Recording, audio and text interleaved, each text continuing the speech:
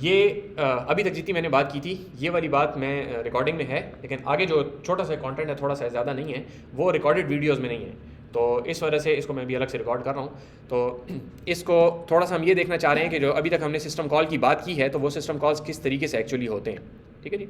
तो उसकी इंटरनल्स हम देखना चाह रहे हैं कि ऑपरेटिंग सिस्टम के अंदर वो किस तरीके से इंप्लीमेंट होते हैं, सही है। सो ये जिस टाइम पे मैंने फर्स्ट टाइम ऑपरेटिंग सिस्टम्स पढ़ाने शुरू किए थे उस टाइम पे ज़रा जोश ज़्यादा था, दिल का जोर भी बहुत था, तो मैंने जाके नेट पे सर्च किया कि ऑपरेटिंग सिस्टम की कोई इम्प्लीमेंटेशन हो जो कि मैं क्लास में करवाऊँ। तो I found this operating system by, कहाँ गया नाम, ये स्लाइड फिर उठी हुई यहाँ पे। सो फ्रॉम मिनी सा, उसका नाम भी मिनी ओएस था, छोटी सी एक ऑपरेटिंग सिस्टम था, और उस ऑपरेटिंग सिस्टम के अंदर उन्होंने इसेंशियली बेसिक सी एक फंक्शनलिटी के वो बूट हो जाता था और बेसिकली काम कर रहा था 16 बिट का ऑपरेटिंग सिस्टम, ठीक है, not even 32 bit. But anyway चूंकि दिल का बहुत जोर था तो मैंने बंदे को मेल कर दी कि मुझे कोड मिल सकता है, उसने कहा ये ले लो, मैंने कहा कि मुसीबत है, तो आ गई, अब पढ़ना पड़ेगा। तो बहरहाल इट वाज वेरी शॉर्ट, तो मैंने देखा था यहाँ पे उसी में से, तो this is a running operating system, ये जो कॉल्स आपको नजर आ रही है दे एक्चुअली वर्क, ठीक है। तो वो सिस्टम कॉल की एक दफ़ा इंप्लीमेंटेशन देख लें, इससे आपके बहुत सारे सवालात जो हैं वो भी क्लियर हो जाएंगे और बहुत सारी चीज़ें समझ आएंगी जो कि कल को इवन दो जैसे पहले कहा था, even if you don't code something like this, तो ये आपकी अंडरस्टैंडिंग में बहुत ज़्यादा आपको मदद करेगी, ठीक है। और कॉन्सेप्ट बड़ा सिंपल सा है। So this is the basic idea कि आपके पास ये एक एप्लीकेशन है, ठीक है, ये आपकी यूज़र स्पेस की एप्लीकेशन है, तो ये एप्लीकेशन आपने लिखी है, ठीक है, आपकी अपनी जो .c की फाइल होती है वो आपने लिखी, ठीक है। ये जो चीज़ है ये यहाँ पे आपके पास वो है सी की लाइब्रेरी, जो कि मिसाल के तौर पे IOStream वगैरह STDIO वगैरह आप लोगों ने यूज़ किए होंगे, ठीक है जी। यहाँ पे दरमियान में CPU में इंटरप्ट वगैरह को हैंडल करने की बात होती है, ये वो पोर्शन है जो कि आपका ऑपरेटिंग सिस्टम का जो कर्नल है वो इसको हैंडल करता है, ठीक है जी। तो इसको हम आगे थोड़ा सा तफसील से देखना चाह रहे हैं कि कौन से स्टेप पे क्या काम होता है, ठीक है। 4-4 5-5 लाइन्स ऑफ कोड है, वो बड़ी बात नहीं है। सो सिस्टम कॉल की इंप्लीमेंटेशन किस तरह होती है कि मिसाल के तौर पे आपने जाके यहाँ पे कहा shell.c में आपने एक फाइल लिखी डिलीट फाइल, जिस तरह आप लोग फाइल ओपन करते रहे ना कि ओपन और फाइल का नाम दे देते हैं और आपको ऐसा लगता है जैसे फाइल ओपन हो गई है, ठीक है। तो वो होता किस तरीके से, अभी तक हम कह रहे हैं कि हर काम सिस्टम कॉल से होती है, लेकिन डिलीट फाइल नामी कोई सिस्टम कॉल नहीं है, ठीक है। आप लोगों ने असाइनमेंट में किया कि int 80 आप लोगों ने एक इंस्ट्रक्शन एग्जीक्यूट की। बाय द वे int 80 जो है वो int 80 जो है ना वो नहीं है आजकल, कहीं पे भी इस्तेमाल नहीं होता। एक और असाइनमेंट दूंगा जिसमें आप लोग देख लेंगे कि int 80 कहीं पे भी इस्तेमाल नहीं होता। int की जगह पे एक और इंस्ट्रक्शन है से सेंटर, ठीक है। मैं जब इम्प्लीमेंटेशन कर रहा था तो दिमाग ख़राब हो गया, ढूंढ के चीज़ नहीं मिली, आखिर में जाके पता चला कि भाई int की इंस्ट्रक्शन एग्जीक्यूट ही नहीं होती। अभी तक किताबों में सब जितनी दुनिया में किताबें बताई जाती सब जगह पे वही लिखा हुआ है, सिवाय रॉबर्ट लव की किताब के, वो जो शुरू में मैंने आप लोगों को बताया था, बिकॉज इज़ अ डेवलपर, उसको पता है कर्नल का एक्चुअल डेवलपर है। इसलिए कहता हूँ कि ये किताबें जो हैं ज़रूरी हैं, इनको पढ़ेंगे भी लेकिन साथ अपने आप को अपडेट भी करेंगे, ठीक है। एनीवे वो एक अलग असाइनमेंट दूंगा, उससे आप लोगों को फ़र्क पता चलेगा कि कितना बड़ा फ़र्क पड़ता है if you use int versus if you use से सेंटर, ठीक है, करके देख लेंगे, ओके। इनफैक्ट अभी से सेंटर भी नहीं है, अभी से स्कॉल है, मतलब हम 2 स्टेप्स आगे चले गए और इतला अभी तक पहुंची नहीं है किसी को। एनीवे सो आपने डिलीट फाइल की जो एग्जीक्यूट की, तो इसके अगेंस्ट आप यहाँ पे कोई ना कोई हैश इंक्लूड करेंगे, करते थे ना जब आप ओपन करते थे तो आपको यहाँ पे IOStream या उस किस्म की कोई बदबला करनी पड़ती थी, ठीक है। .h पता नहीं लगाते नहीं लगाते, मुझे याद नहीं है, ओके। सो ये जो आपकी lib.h यहाँ पे लिखी हुई है, this is equivalent to your IOStream, ठीक है। तो लाइब्रेरी की जो फाइल होती है उसके 2 पोर्शन होते हैं, एक हेडर फाइल्स होती है जो कि बताते हैं कौन कौन से फंक्शंस आप कॉल कर सकते हैं, और एक इसकी इंप्लीमेंटेशन होती है जो कि किस फाइल में होती है, हाँ उसका एक्सटेंशन क्या होती है .c। तो lib.h के अंदर प्रोटोटाइप्स होते हैं कि इन फंक्शंस को आप कॉल कर सकते हैं, उनकी जो एक्चुअल बॉडीज होती हैं, जो इंप्लीमेंटेशंस होती हैं वो .c की फाइल होती है, ठीक है। तो यहाँ पे lib.h के अंदर यहाँ पे आपके पास ये चीज़ें डिफाइंड है, और जो इसकी एक्चुअल lib.c है उसके अंदर यहाँ पे जाके क्या किया हुआ है कि इसने एक int 20 किया हुआ है, तो आप लोगों ने int 80 किया था, दिस इज int 21, ठीक है, वही एक ही बात है, बस कोई आपने इंटरप्ट इशू करना है, ठीक है जी। इस इंटरप्ट को इसने नंबर क्या पास किया 5, विच मीन्स के 5 इज फॉर डिलीट, ठीक हो गया।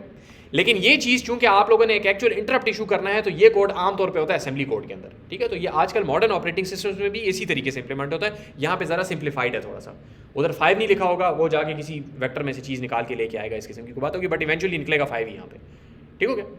तो आपने shell.c जो कि आपकी एप्लीकेशन थी उससे डिलीट फाइल की एग्जीक्यूट की कॉल, उससे हेडर फाइल था जिसने आपको बताया था कि क्या नाम रखना है, और उसके अगेंस्ट lib.c थी जिसने असेंबली को कॉल किया, ठीक है। तो इसकी जो असेंबली की फाइल है दैट इज lib.asm, जिसके अंदर ये वही काम कर रहा है जो कि आप लोगों ने किया था कि पहले रजिस्टर्स के अंदर कोई चीज़ें लोड की और फिर उसके बाद इंटरप्ट को इशू कर दिया, ठीक है। जब इंटरप्ट इशू हुआ तो वो CPU के पास गया, CPU ने ऑपरेटिंग सिस्टम का वो जो आपके पास GDT था या जो भी आपके पास ट्रैप वेक्टर था उसको रीड किया कि किस ऑपरेटिंग सिस्टम के किस फंक्शन को कॉल करना है। उसने वहाँ पे जब कॉल भिजवाई तो वो kernel.asm में, ये कर्नल की एक फाइल है, असेंबली फाइल, जिसने इसको हैंडल किया, इस इंटरप्ट को कैप्चर किया और कंट्रोल कहाँ पे पास कर दिया, इस फंक्शन को जो कि आपके पास डिफाइंड है, आपके यहाँ पे लिखा हुआ नहीं है लेकिन kernel.c के अंदर। ठीक है,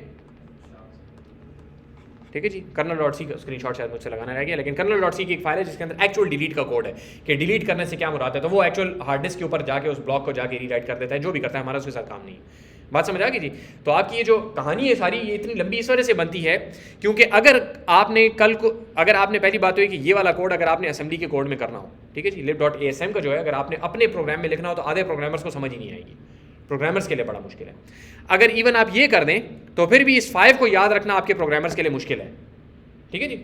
तो हम क्या करते हैं कि बजाय इसके कि ये कहें कि भाई 5 और 7 और 8 और 16 और 259 को याद रखें, आप इस बात को याद रखें कि डिलीट फाइल, जिस तरह आप लोगों ने सी के अंदर काम किया तो ओपन को याद रखना आसान है। अगर ओपन के अगेंस्ट में आपको बता भी दूं कि 15 होता है तो आपको 15 शायद याद रह जाए, जब 2-3 और ऑपरेशन आ जाएंगे फिर 15 भी भूल जाएगा। ठीक हो गया। तो ह्यूमंस के लिए आसान क्या है कि आपको एक हेडर फाइल दी जाए, एक लाइब्रेरी दी जाए जो कि आपको ह्यूमन अंडरस्टैंडेबल नेम्स दे, आप अपने प्रोग्राम से उसको कॉल करते हैं और वो आगे फिर जितना भी ऑपरेटिंग सिस्टम के साथ डीलिंग वाली काम होता है उसको हैंडल करता है। तो सिस्टम कॉल और एप्लीकेशन के दरमियान में आपके पास आमतौर पे लाइब्रेरीज होती हैं। ठीक है जी, समझ आ गई बात की। इसे एक यूज़ केस आपको बता देता हूँ, उसके बाद फिर बात ख़त्म करते हैं कि आप लोगों ने देखा होगा कि वाइन यूज़ किया आप लोगों ने, उसके ऊपर लिनक्स के ऊपर वाइन किया ना, जो कि विंडोज़ की एप्लीकेशंस के लिए इस्तेमाल होता है। जी, वो आपकी विंडोज़ की फाइल्स को रन कर देता है। तो अगर आपकी जो विंडोज़ की एग्जीक्यूटिवल्स हैं अगर उनके अंदर सिस्टम कॉल्स होती हैं तो फिर कभी भी आप उसको पोर्ट ना कर सकते। क्यों? क्योंकि सिस्टम कॉल तो फिर आप चेंज करेंगे ना जाके। वो कह रहा है 5 और यहाँ पे लिखा हुआ है 17, तो उस 5 को आपको 17 करना पड़ेगा, उसका कोई सोल्यूशन नहीं है आपके पास। ठीक हो गया। एप्लीकेशन को चेंज करना पड़ेगा, जो एप्लीकेशन आपने पोर्ट करनी है उसको चेंज करना पड़ेगा। ठीक हो गया। जबकि यहाँ पे क्या सिचुएशन है कि आप आईओस्ट्रीम को या किसी ना किसी लाइब्रेरी को यूज़ कर रहे थे, तो वाइन आके लाइब्रेरी की जगह पर रिप्लेस हो जाता है। तो जिस तरह वहाँ पे ओपन और डिलीट और वो सारे फंक्शंस आईओस्ट्रीम ने अलाउ किए हुए थे, आपको दिए हुए थे, उसी तरीके से वाइन भी प्रोवाइड कर देता है। ठीक है। तो यहां से वही कॉल भिजवाती है आपकी एप्लीकेशन, ओपन डिलीट जो भी चीज़ है, लेकिन वाइन उनको रिप्लेस कर देता है लिनक्स की सिस्टम कॉल्स में अब। ठीक हो गया। तो ये दरमियान में वाइन का आपके पास जो भी लाइब्रेरी है वो है, ऊपर आपकी एप्लीकेशन है जो कि लेट्स से MS वर्ड है या फोटोशॉप है, जो भी चीज़ विंडोज़ की आप चला रहे हैं, वो वही कॉल भिजवाता है जो वो विंडोज़ में भिजवा रहा था।